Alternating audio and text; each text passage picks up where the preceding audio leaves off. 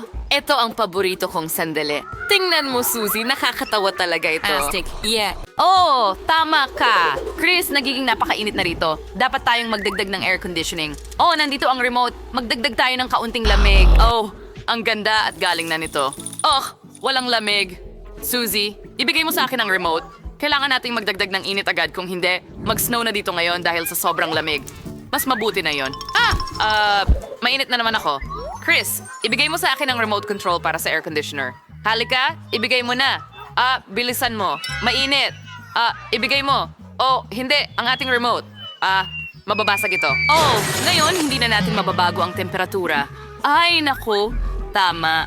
At kaya magsisimula tayo ng hamon, mainit na pagkain laban sa malamig na pagkain. Pwede ba akong magsimula? Super! Oh, paborito kong Coca-Cola ito. Gusto kong subukan ito. Aray, ang init pala. Paano ko ito iinumin? May idea ako. Gagamit ako ng straw. Sa tulong nito, siguradong makukuha ko ito. Oh! Ang init talaga. Suzy, napaso ang dila ko. Pasensya na, Chris. Nakalimutan na. Ngayon, ikaw na ang susunod. At sige, tingnan natin kung ano ang meron ako. Wow, cola ito. Pero parang may mali. Sobrang lamig. Pero susubukan ko pa rin. May gloves ako.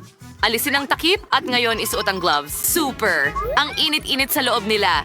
Kaya kong hawakan ang bote ng walang problema. Subukan natin ngayon. Ha? Bakit hindi ito dumadalo? Ano? Sigurado ka bang may laman dyan? Oo, meron. Pero nagyayelo ang cola. Suzy, may mungkahi ako para sa'yo. Ibuhos natin ang mainit kong coke sa nagyayelo mong isa. Tapos matutunaw ang cola mo. Oo nga, tama ka. Gumagana ito. Ang talino mo talaga. Ngayon, pwede nating tikman ang masarap kong coke na magkasama. Sarap. At tamang-tama ang temperatura. Pwede ba akong mauna ulit? Huray! Itaas natin ang kloshe. Wow, frozen noodles ba ito? Ano ko ito kakainin? Hindi ko man lang mailabas ang aking chopsticks. Tara na. Wow, nailabas ko ang buong noodles. Suzy, ano ang gagawin ko dito? Ewan ko. Mukhang hindi masarap. Napagdesisyonan ko na. Gusto kong subukan ito. Suzy, buksan mo ang iyong kloshe. Super! At meron akong mainit na masarap na pansit. Gusto ko yon. Gusto kong kainin ang lahat ng sabay-sabay dahil sobrang gutom ako. Ang sarap, ang galing. Oh, hindi. Ang init ko. Anong nangyayari? Bakit ang init sa loob? Ano ang kasama ng noodles? Oh, hindi. May red pepper pala, kaya nasusunog lahat sa loob ng bibig ko. Pasensya na, Chris. Hindi ko mapigilan. Suzy, susunugin mo ako.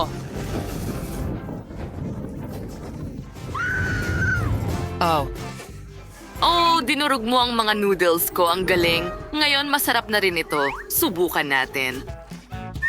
Wow! Masarap! Gusto ko talaga ito. Gusto ko lahat ng maanghang. Salamat.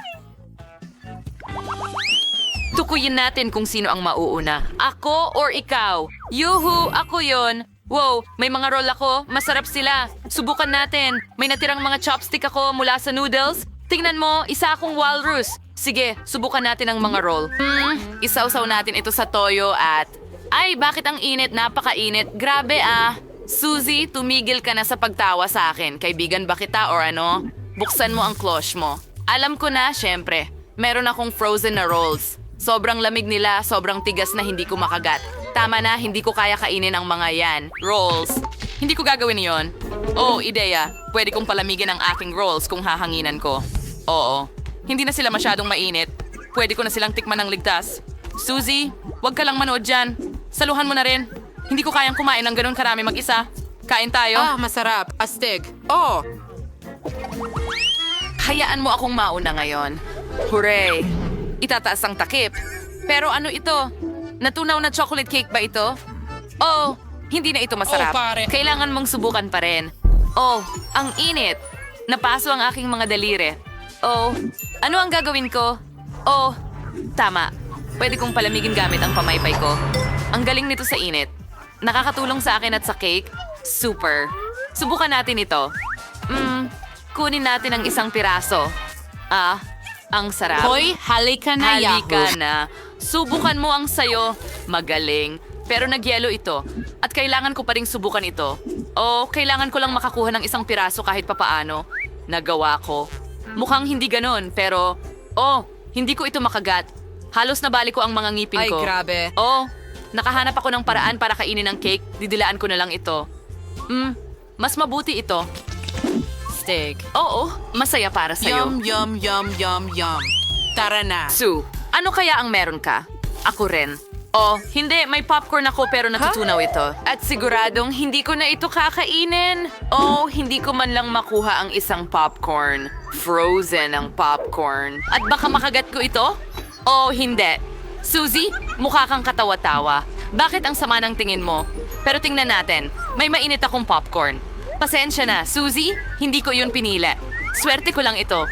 Gusto kong subukan ito. Oh, ang sarap. Gusto ko pa. Mabuti. Yum, yum, yum, yum, yum. Nako. Gusto ko rin ng ganyan, pero hindi makatotohanan subukan pa man ang sa akin. Oo, pwede kong basagin ito gamit ang martilyo. Hindi ito nagtagumpay. Sige, kailangan ko itong palitan ng malaking martilyo. Kia? Oh, ayan na. Ngayon, pwede ko nang subukan ng popcorn. Wala pa ring lasa. Bakit ako minalas ng ganito? Gusto ko eh.